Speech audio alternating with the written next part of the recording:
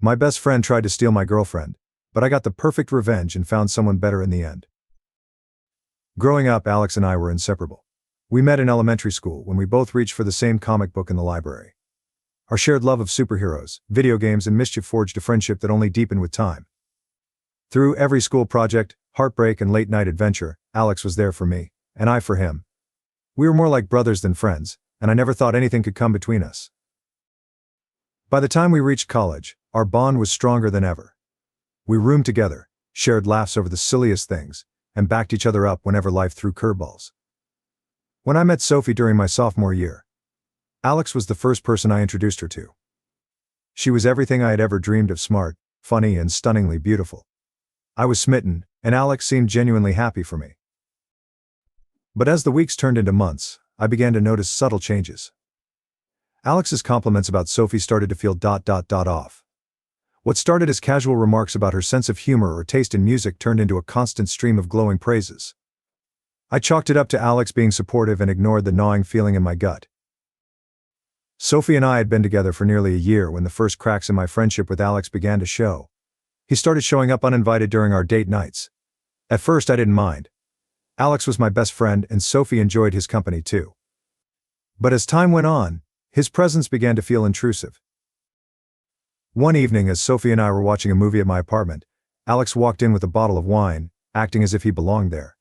He plopped himself down between us, jokingly declaring himself the third wheel. Sophie laughed it off, but I couldn't help but feel irritated. I tried to talk to Alex about boundaries, but he brushed it off, saying he was just joking. The red flags became harder to ignore when Sophie started mentioning how often Alex texted her. He's just being friendly, she assured me. But the frequency of their exchanges and the topics inside jokes I wasn't a part of left me uneasy. I wanted to trust Alex, but something about his behavior felt off. The final straw came on Sophie's birthday. I had planned an elaborate surprise party for her, inviting all her friends and organizing every detail down to the type of cake she loved. Alex offered to help, which I appreciated. But during the party I noticed something unsettling. Alex spent most of the evening by Sophie's side, laughing and whispering in her ear. At one point I saw him brush a strand of hair from her face, a gesture far too intimate for my liking. My stomach churned as Sophie smiled at him, seemingly oblivious to my growing discomfort. Later that night, as I was cleaning up, one of Sophie's friends pulled me aside. "I don't want to stir trouble," she said hesitantly, "but I think you should know Alex has been flirting with Sophie. I've seen the texts." My heart sank. I confronted Sophie, who admitted Alex had been overly attentive but insisted she had never reciprocated. Fueled by a mix of anger and betrayal, I decided to confront Alex. I invited him out for coffee, determined to get to the bottom of his behavior. As we sat across from each other, I laid it all out: his constant texting, his flirtatious gestures, and the whispers behind my back. At first Alex denied everything, claiming I was overreacting. But when I mentioned the text Sophie's friend had seen, his demeanor changed. He shrugged and said, "Look man, I can't help it if Sophie likes me too." His nonchalance was like a punch to the gut. "Likes you too," I repeated, barely able to keep my voice steady. Alex smirked, leaning back in his chair. "She deserves someone who really gets her, not someone who's too busy to see what's right in front of him." That was it. The friendship I had cherished for years crumbled in an instant. After the confrontation, I left the coffee shop with my head spinning. I couldn't believe what Alex had said, and I felt sick to my stomach. This wasn't just a betrayal of friendship, it was a calculated attempt to steal Sophie from me. It was as if all the years we had spent as best friends meant nothing to him. I told Sophie about the conversation, hoping she would understand the depth of Alex's betrayal. She was furious, not at me, but at Alex. I never gave him any reason to think I was interested, she insisted, and I believed her. Still, the damage was done. Alex had crossed a line that couldn't be uncrossed. Cutting ties with Alex wasn't easy, but it was necessary. I blocked him on every platform and made it clear to our mutual friends that I wanted nothing to do with him. The fallout was messy, but I couldn't let someone like Alex remain in my life. Sophie stood by me, and for a while it seemed like we could move past the chaos he had caused. Despite Sophie's reassurances, I couldn't shake the lingering doubts. Alex's betrayal had planted seeds of insecurity in my mind. I found myself second-guessing everything: every text Sophie received, every smile she gave to another guy. It wasn't fair to her, but I couldn't help it. Our relationship, once filled with laughter and trust, began to feel strained. I tried to suppress my fears and focus on the good times. But the shadow of Alex's actions loomed over us. Sophie, for her part, tried to be patient, but I could tell she was getting frustrated with my inability to move on. One night, after a particularly tense argument, Sophie said something that stuck with me. "You're letting Alex win. He's not here, but he's still controlling your life. If you don't let this go, you'll lose me too." Her words hit me like a ton of bricks. I didn't want to lose her, but I also didn't know how to heal. Determined not to let Alex's betrayal ruin everything, I decided to take a step back and focus on myself. I started therapy to work through the trust issues and insecurities that had taken root. Talking to someone who wasn't involved in the situation helped me see things more clearly. I also threw myself into my hobbies, working out, playing guitar, and reconnecting with friends I had drifted away from. Slowly but surely, I began to feel like myself again. Sophie noticed the change, and for a while, it seemed like we were on the right track. But as much as I tried, I couldn't ignore the fact that something had shifted between us. The spark we once had was fading, and neither of us seemed to know how to reignite it. Deep down, I began to wonder if Sophie and I were holding on to something that was already gone. The end of my relationship with Sophie came during a quiet Sunday morning. We were sitting on the couch, sipping coffee and scrolling through our phones, when she turned to me and said, "I think we need to talk." Her tone was calm, but the words that followed hit me like a freight train. She admitted that while she still cared for me, she didn't think we were right for each other anymore. "I've been trying to make this work," she said, "but it feels like we're just going through the motions." I wanted to argue, to convince her that we could fix things. But deep down, I knew she was right. We had both been clinging to a relationship that had lost its foundation. It was a painful realization, but as we sat there, talking through our feelings, I realized that letting go might be the best thing for both of us. The breakup with Sophie was amicable, but it still hurt. I spent the following weeks alternating between sadness and relief. Losing her felt like losing a piece of myself, but I knew it was the right decision. For the first time in years, I was truly on my own, and it was both terrifying and liberating. In the midst of my heartbreak, I found solace in the support of friends and family. My mom, ever the optimist, reminded me that every ending is a new beginning. My best friend from high school, Jake, reconnected with me and became a much-needed source of positivity. I also began to reflect on my relationships, not just with Sophie, but with Alex and others in my life. I realized that I had a habit of putting people on pedestals, only to be blindsided when they didn't meet my expectations. It was a hard truth to swallow, but it was also the first step toward real growth. Just as I was starting to rebuild my life, Alex tried to worm his way back in.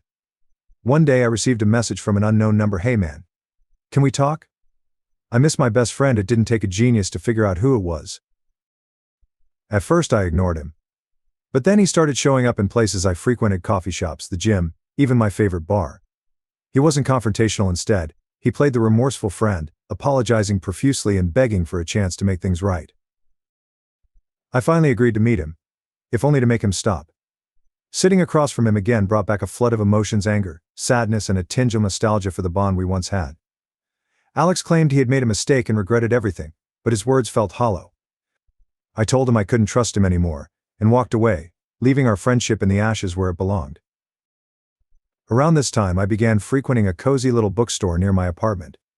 It became my refuge, a place where I could lose myself in stories and forget about my troubles. That's where I first met Lily. She worked at the bookstore, and our first interaction was as ordinary as could be. I asked her for a book recommendation, and she handed me a novel with a smile that lit up the entire room. There was something about her, an easy warmth and quiet confidence, that intrigued me. Over the next few weeks, I found myself visiting the bookstore more often, not just for the books but for the chance to talk to Lily. Our conversations started with literature, but quickly branched into deeper topics: travel, dreams, and the little joys in life. For the first time in months, I felt a genuine connection with someone. Getting to know Lily was like a breath of fresh air. She wasn't flashy or overly dramatic. She was simply herself: authentic, kind, and thoughtful. She had a way of making people feel seen and heard, something I hadn't realized I needed until I met her. We started hanging out outside the bookstore, grabbing coffee or taking walks in the park. I didn't want to rush into anything, still wary of getting hurt again. But Lily's presence felt different. She wasn't trying to impress me or fill a void. She was just there, and that was enough. One evening, as we sat on a park bench watching the sunset, Lily turned to me and said, "You seem like someone who's been through a lot. But you're still standing, and that's something to be proud of." Her words struck a chord. For the first time in a long while, I felt seen not for my struggles but for my resilience. Just as things with Lily were beginning to take shape, Alex made one final attempt to interfere. This time he reached out to Lily directly. Somehow he had pieced together that she and I were spending time together, and he wasted no time in trying to sabotage it. Lily told me about the message she received from Alex. He had painted himself as a misunderstood victim, claiming I had overreacted and destroyed our friendship over nothing. He seemed desperate, Lily said, but something about it felt off, so I wanted to hear your side of the story. I explained everything: Alex's betrayal, the fallout with Sophie, and the damage he had caused. Lily listened quietly, her expression thoughtful. When I finished, she simply said, "Thanks for telling me. I trust you." Her calm, measured response reassured me that Alex's games wouldn't work this time. With Alex finally out of the picture, I focused on building something real with Lily. We didn't rush into a relationship. Instead, we took our time getting to know each other. She was patient with me, understanding that I was still healing from the scars of my past. Lily taught me the importance of communication. Whenever doubts or insecurities crept in, she encouraged me to talk about them rather than bottling them up. Her openness and honesty were a stark contrast to the drama and manipulation I had experienced before. Over time, I found myself opening up in ways I never had with Sophie. Lily didn't just listen, she understood. She didn't try to fix me or change me, she simply stood by me as I worked on becoming the best version of myself. As my relationship with Lily deepened, I found myself reflecting on everything that had happened with Alex and Sophie. What once felt like the end of the world now seemed like a necessary chapter in my story. If Alex hadn't betrayed me, I might never have realized how toxic our friendship had become. If Sophie and I hadn't parted ways, I wouldn't have met Lily. Lily's presence in my life was a reminder that good people still existed. She showed me that relationships didn't have to be complicated or painful, they could be built on trust, respect, and mutual support. I also began to forgive not Alex but myself. I stopped beating myself up for not seeing the signs sooner and started focusing on the lessons I had learned. My past no longer defined me, it simply shaped me into the person I was becoming. Life with Lily was a revelation. She had this way of making the ordinary extraordinary, whether it was a lazy Sunday morning spent making pancakes or a spontaneous road trip to nowhere in particular. For the first time in a long while, I felt like I was truly living, not just going through the motions. As our relationship grew, so did my understanding of what I wanted in life. Lily didn't complete me, she complemented me. She wasn't a crutch to lean on or a distraction from my pain, she was a partner. Someone who walked beside me as I figured things out.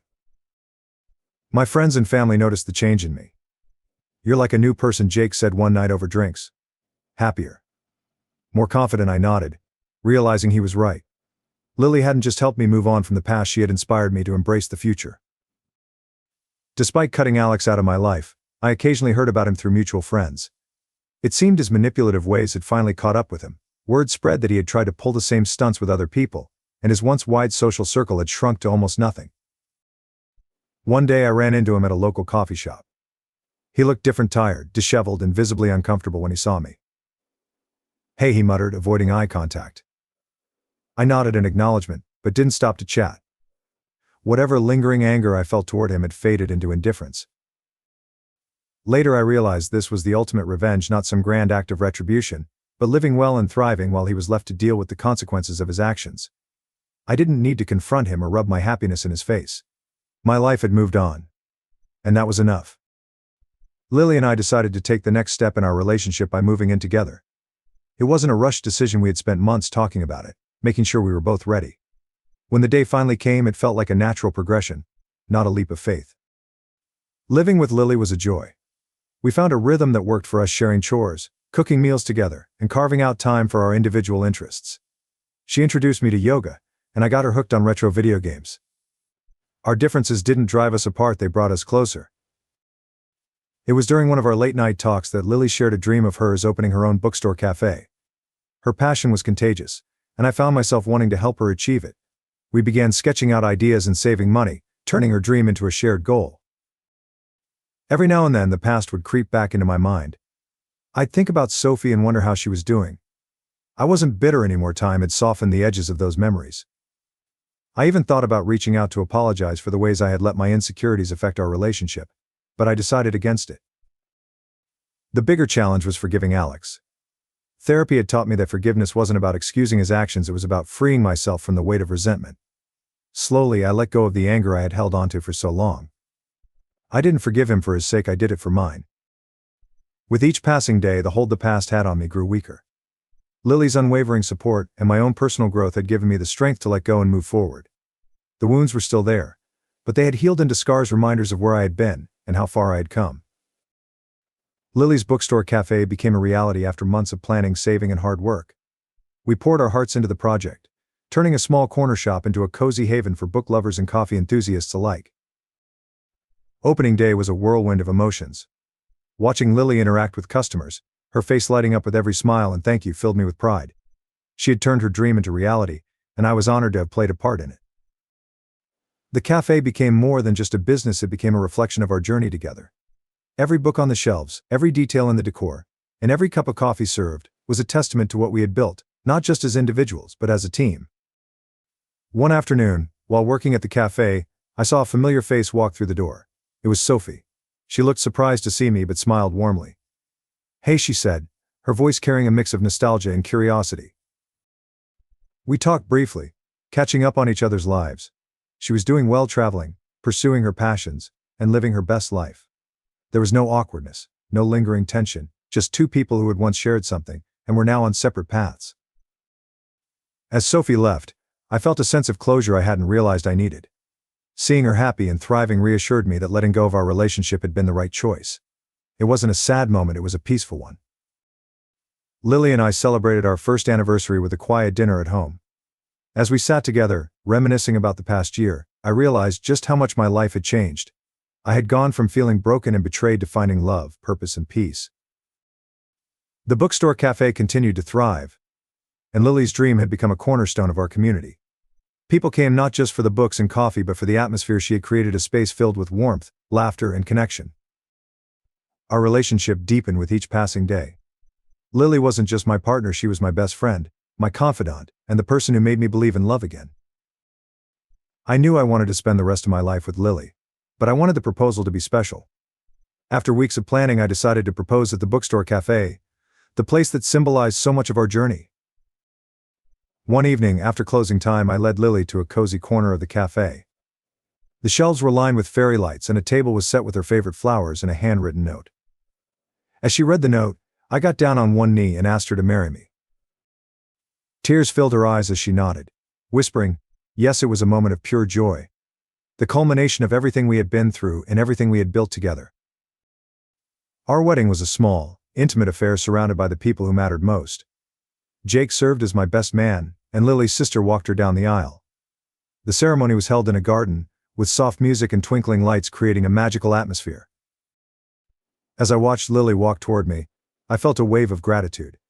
She had brought light into my life when I needed it most, and now we were starting a new chapter together. When we exchanged vows, there wasn't a dry eye in the audience. The reception was filled with laughter, dancing, and heartfelt speeches. It wasn't extravagant, but it was perfect, a celebration of love, resilience, and new beginnings. Life after the wedding was everything I had hoped for and more. Lily and I continued to grow together, building a life filled with love, laughter, and shared dreams. The bookstore café flourished, becoming a beloved part of the community, and we even began talking about starting a family. Looking back, I realized that every twist and turn had led me to this point. Alex's betrayal, Sophie's departure, and the struggles I faced were all stepping stones on the path to finding true happiness. Lily wasn't just my happily ever after, she was my reminder that even in the darkest moments, there's always a chance for a fresh start. And for that, I would be forever grateful.